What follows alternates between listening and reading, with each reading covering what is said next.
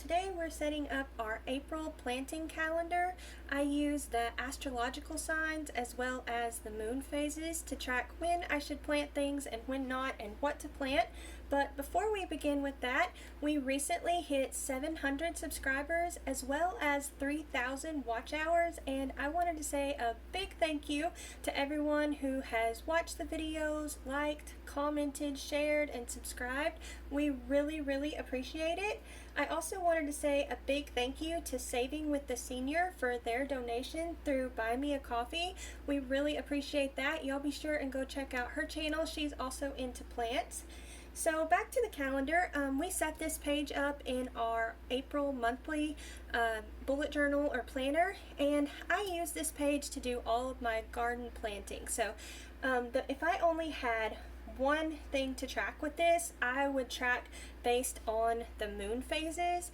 And just a little over a week ago, we were coming off of the full moon. And when we're going from the full moon to the new moon, that's considered the dark moon phase. And this is where you plant your below ground crops. And I just use a little arrow like this to help me know that this is the dark moon phase and to plant the below ground crops. So on the 8th is the new moon, and this day it's a little bit tricky on this day, so it's actually going to kind of be a little bit of a dark moon phase but also a light moon phase. The new moon starts at 2:21, so at 2:21, and that is p.m. So at 2:21 p.m. it changes from the dark moon phase to the light moon phase, and actually on the new moon on your calendars it's always colored in black like that because that is the darkest day. So once we go from the darkest day, then we move on to the light moon phase, and this is whenever you plant your above ground crops. So our arrow changes and we know that we need to plant our above ground crops on these days. Isn't that crazy too? I just realized this is also the day of the eclipse, so that's pretty cool. Let's see, so we're going to continue on until, so we're above ground crops, so this is the time that you'll plant like your, or you'll start your tomatoes and peppers and squash and things like that, all the above ground crops, and the below ground crops are like potatoes and beets and things like that. So we'll go all the way to the 23rd, and that is the full pink moon, and that happens at 7:49 p.m. So we'll do that, 7:49 p.m. So that after that, so since that's in the evening, most people don't do their gardening after dark or in the evening that late, so I'll just put that as an above ground day. So after that, this is the lightest day. So after we have our lightest day, then we move over onto the dark moon phases. So we'll do our below ground crops.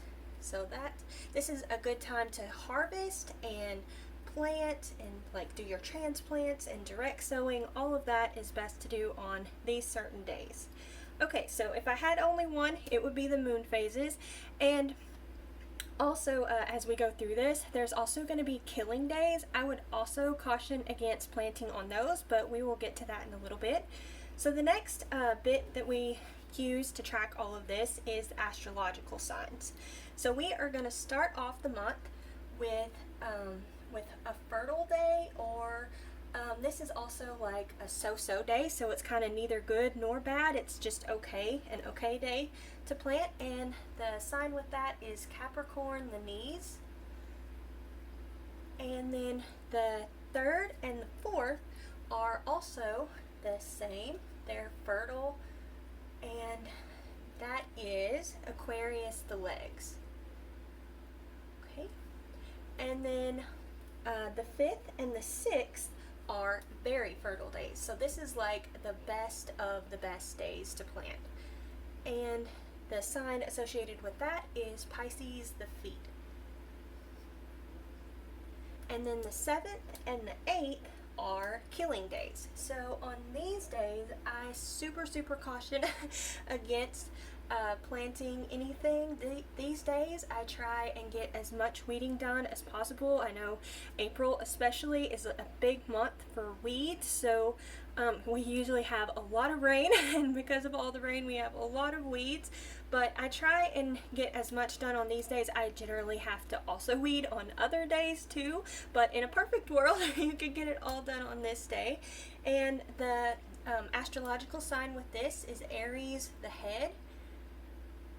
And then we're going to move on to two more very fertile days. So again, this is like the best of the best days to plant. And so we've got some below ground days that are very fertile, and also some above ground days. So these are like your root crops, and then these are like your above ground crops with like your tomatoes, peppers, those types of things. And the astrological sign is Taurus, the neck, for those ones. And now we're going to move on to the 11th and 12th. This is my favorite days. These are the bean and pea days. And the astrological sign with that is Gemini, the arms, which I love because the beans and peas have like these little tendrils that come out everywhere, so I love that. I have already got our peas planted, and they're already coming up and everything. If the bunnies would just quit eating them, we'd be in really good shape. But for us, this is a little bit too early to start your beans. If you were adventurous and wanted to try, you can. This year probably would be a good year to do it. For us, we're like a few weeks earlier than normal. It's a very early spring. The azaleas are even blooming now, which they usually don't bloom until a lot later.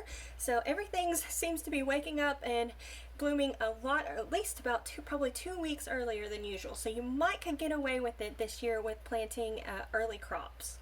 The 13th and the 14th are also very fertile days. And let's see, so very fertile, and this is Cancer, the breast. And these are all above ground crops, and that's another good thing. Sometimes our bean and pea days don't always fall on above the ground crop days, so you just kind of have to do those on the very fertile days, but it's lining up perfectly this month, so we'll do that. And let's see, so we're still in above ground crops, and this would probably, I mean, if you wanted to chance it, you could like get an early crop of squash and cucumbers and things like that. It might actually work, at least for where I'm at. So then after this, we are going to have 3 days that are killing days. So this is a really good time to get all the weeding done. It's the middle of April, so the weeds are probably going crazy by now. And the astrological sign with that is Leo, the heart. Okay, and then we're going to move on to the 18th through and the 19th. The 18th and the 19th, and these are flowering days. Now, it is suggested that you don't plant any of your vegetables on the flowering days. Supposedly that they'll just set flowers and not fruit. The verdict's still out on that for me, but a lot of people who follow this system, they swear by that, so y'all can do whatever you want. But I will say, whenever I started doing this and planting this way, my garden has been so much more successful. Okay, and after that we have even more flowering days. I'm just going to write flower there, and I think it goes, yes, all the way until the 22nd. So we have lots of good flowering days, and they all are above ground days. Last month we didn't have nearly as many above ground days, and that's Libra, the rains. Okay. And it would also be, at least where I'm at, it would be a good idea to go ahead and get your sunflowers planted. I wanted to do that last month and experiment, but we had a really, really big rain. So I decided to wait, because last year whenever I planted and we had a big rain, things were not in the places that I planted them. So we're going to wait, and hopefully we'll be able to plant them here. And then the next 2 days, on the 23rd and 24th, are also very fertile days, and this is Scorpio, the secrets. Okay, and then we'll move on to the 25th through the 27th. These are fertile days, so days. Just right fertile like that. And then that is Sagittarius, the thighs. So this is a pretty good day to plant. And I will also say I have planted perennials on killing days, and they did not do very well at all. Unfortunately, it was like a fruit bush and everything, so I was a little upset about that, but that just goes to show, at least for me, that it made a really big difference, and I really swear by the killing days. Next up are, let's see, we have the 28th and the 29th. Those are also fertile days, and that is Capricorn the knees. So see how we're kind of just starting over? That's basically what you do based upon whatever astrological sign that day is. And then we all the way into May 1st, we are going to have even more fertile days. So see how we just continue on just like that. And this is Aquarius the legs. Okay, so that is how I do it. I use the moon phases to know whether I should plant an above or below ground crop. I also use the astrological signs to know whether it's a good day to plant and what things are good to plant then. So we have like our so-so days, our very fertile days, and our flowering days. And so we ended up with 10 days total this month, which is a third of the month with fertile days. And they are all in the dark moon phase, so that's when you do your below ground crops. And these days are also really good for changes. Other days that are really good for changes especially are the 25th through the 3rd. So those are also really good. Basically anytime you get like at your thighs, you want to be coming down, like all these are kind of going down out of the body. Once you reach here all the way down, you're really good, and those are great days to make changes. If you need to schedule elective surgeries, that's a good time, or dental work.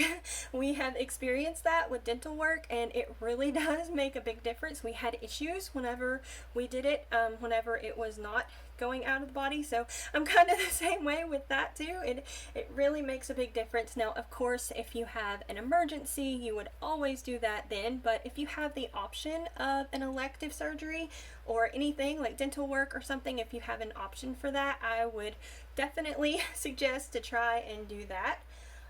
Also, we ended up with 8 very fertile days, so these are like the best of the best days to plant, and 5 killing days, so there's quite a few days here to do our weeding.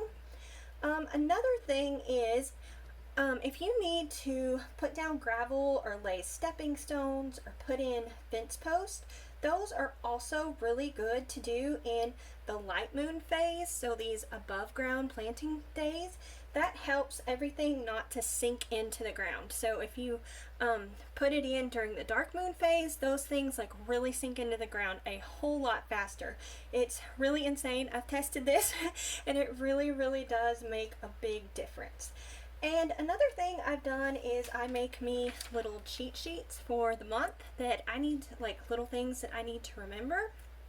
So of course I need to like keep watering the seedlings and hardening them off, add my amendments, and fertilize, of course, all the weeding. And also this month our fruit trees are setting a lot of fruit, so I need to probably thin a little bit of that. And also it's going to be time to harvest certain things, like if you had asparagus and spinach, I know we already have lettuce that's ready to harvest. If you did an early round of carrots, you could do that too, and also the other root crops. Another thing that I really need to remember is a lot of my herbs. This time of year is a really good time to harvest those, like chives and comfrey and lemon balm. I can start making my homemade vinegars fresh from the lemon balm now. I harvest our mints and marshmallow and roses, and and even the honeysuckles. Those will probably bloom a lot earlier than usual. Usually it's more the end of April, but I bet it will probably be more mid-April this year. But I harvest all of these herbs, and I usually dehydrate those too. And let's see, oh yeah, if like I was saying earlier, if it looks like you're gonna have an early spring, of course we can always still have that blackberry winter come in May, but you know, you can always take a chance. Seeds aren't very expensive, so if you wanted to be adventurous and take a chance, you could do like cucumbers and squash and maybe even some tomatoes and stuff. I usually err on the side of caution, especially with my tomatoes and peppers. You like lovingly care for them for months and months, so I don't want to put them out and them die. I would just feel too bad about that. So another thing that I like to write down are things that are flowering.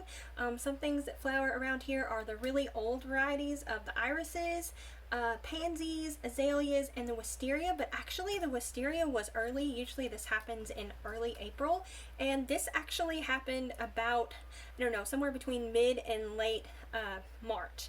So that everything is above or before schedule compared to most years.